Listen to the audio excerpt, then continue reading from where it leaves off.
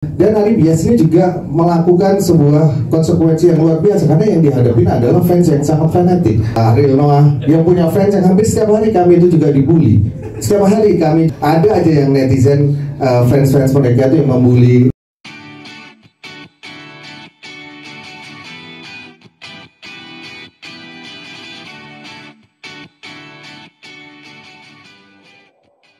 Pasti dalam hati kecil Ryan dan Bang Adri pasti sebenarnya ada rasa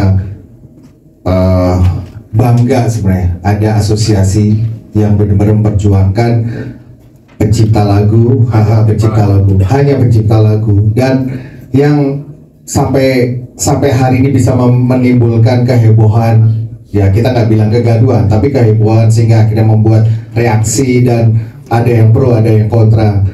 Harusnya ini semua kita bisa menjadi satu satu gerbong yang sama, bahwa perjuangan untuk perjuangan hak cipta para pencipta lagu ini adalah dimulai dengan niatan yang tulus dari kawan-kawan, dari Badai, dari Mas Ari Bias, bukan karena keinginan pribadi, bukan karena keinginan pribadinya Ahmad Dhani, bukan karena keinginan pribadinya kami, tapi karena melihat seperti yang tadi Badai sampaikan, ada hampir setiap hari kita bertemu dengan pencipta lagu yang punya hal yang sama, nasib yang kurang beruntung, tidak seperti kami yang ada di sini. Mungkin yang ada di sini masih punya kesempatan bisa naik kendaraan, bisa sampai di sini, tapi masih banyak di luar sana yang melihat karya mereka dinyanyikan, tapi mereka sendiri tidak mampu untuk hidup hari kehariannya.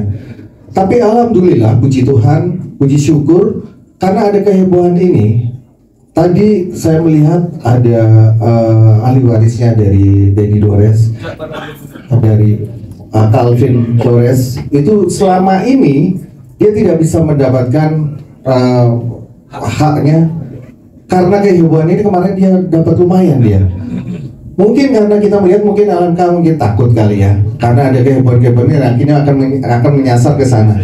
Tapi perjuangannya kan selalu, kalau saya melihat, selalu ada arahnya. Tapi arah mungkin kita ini masih belok-belok dulu. Kita mungkin bisa dimulai dengan Ari Bias, dengan kasus yang lain. Harusnya kita memberi apresiasi yang luar biasa buat Bang Minola dan Ari Bias, karena baru kali ini sebenarnya perjuangannya akhirnya orang terbuka, orang ini membicarakan hak karya cipta, sehingga akhirnya ketika disampaikan di media sosial, orang yang tidak paham hak cipta, orang yang tidak pernah ngomongin tentang karya lagu, sekarang mulai banyak komentar. Akhirnya ya udah, akhirnya semua kita mulai belajar. Akhirnya ada yang niat sampai buka undang-undang, buka pasal-pasal segala macam. Dan Ari Bias ini juga melakukan sebuah konsekuensi yang luar biasa, karena yang dihadapin adalah fans yang sangat fanatik. Dan apalagi kemarin Ahmad Dhani juga menyampaikan kepada penyanyi yang juga fenomenal juga, Ariel Noah, yang punya fans yang hampir setiap hari kami itu juga dibully.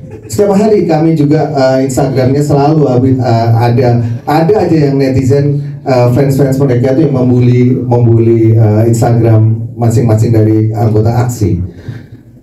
Apakah ini sesuatu yang tidak ada tidak ada koinsiden? Enggak, ini semua mau udah ditetapkan sama yang mengatur Tuhan Yang Maha Kuasa. Harus ada peristiwa ini supaya memang akhirnya membuka mata semua orang, akhirnya paham tentang hak cipta. Tapi kembali lagi saya kepada Bang Kadri, kembali lagi, kenapa sih undang-undang hak cipta digunakan untuk apa? Adalah untuk melindungi pencipta lagu, bukan untuk melindungi yang lain. Bukan, tidak ada keleluasaan di situ ketika ada seperti yang tadi Bang Kadri sampaikan, berpuluh-puluh tahun penyanyi itu nyanyikan lagu nggak perlu izin, nggak apa-apa. Itulah kebiasaan yang salah. Karena itulah aksi ada di sini, aksi bersama-sama dengan kawan-kawan yang lain ingin merubah kebiasaan itu. Mulai sekarang penyanyi, pengguna lagu harus izin. Entah izin itu nanti akan bisa memberikan bisa memberikan kontribusi langsung ataupun tidak langsung, yaitu urusan yang lain. Tapi yang pasti yang kami perjuangkan aksi itu adalah semua izin. Dengan izin ada kompensasi, benar nggak? Ketika ada kompensasi, pencipta lagu pasti akan ada haknya. Apakah mau melewati cara yang kami perjuangkan sekarang, direct license? Itu adalah bagian dari perjuangan, amanah dari perjuangan, amanah yang ada disampaikan di Undang-Undang Hak Cipta. Kita hanya cuman berpatokan pada pasal 9 saja ya Bang ya, harus ada izin. Cuman itu aja. Kalau nanti urusan yang lain ada pasal 23 ini kita tidak perlu tidak perlu berdebat kusir tentang itu, karena intinya adalah satu, penyanyi harus izin. Tapi kenapa untuk meminta izin aja susah? Meminta izin aja sampai harus melakukan uji materi ke MK. Kenapa hanya untuk meminta izin aja harus menggugat ke MK? Yang katanya hanya bertanya ke MK. Nggak ada yang namanya bertanya ke MK. Kalau udah mengajukan gugatan ke MK itu namanya menggugat. Mengajukan uji materi itu namanya menggugat. Dan itu yang kita tahu, harusnya kami yang menggugat. Harusnya kami yang bertanyakan tentang pasal 23 ayat 5, pasal 87, pasal 89. Harusnya kami yang menggugat, harusnya aksi. Tapi karena kita memiliki Ahmad Dhani yang sekarang menjadi anggota DPR, ada di Komisi 10, yang sudah membuka pintu, sudah membuka wacana untuk melakukan revisi Undang-Undang Hak Cipta, sehingga kami tahan dulu.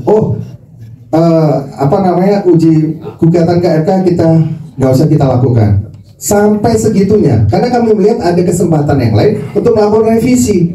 Tapi tiba-tiba ternyata kawan-kawan visi, ya saya langsung sebutin aja, kawan-kawan visi yang mungkin mungkin pemahaman akan perjuangan dari kawan-kawan pencipta lagu ini dianggap sesuatu yang negatif, mendapat respon yang negatif, sehingga akhirnya kita melihat sangat terburu-buru sekali untuk melakukan uji materi ke MK.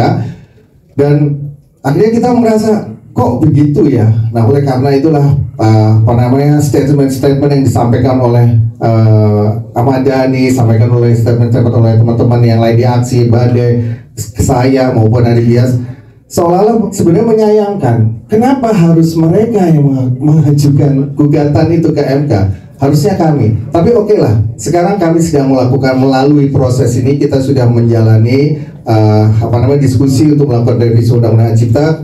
Sebelum Lebaran kemarin kami sudah bertemu dengan Balik DPR untuk membahas pasal-pasal apa aja yang kami usulkan untuk membuat supaya lebih stated lagi, Bang Kadri, ya, supaya tidak ada misinterpretasi, karena ada dualisme pemikiran yang selama ini ada, yaitu dualisme mungkin mazhab yang Mas Kadri percayai dan yakini, dan ada yang kita yakinin pemikiran atas pasal-pasal yang ada Undang-Undang Cipta itu.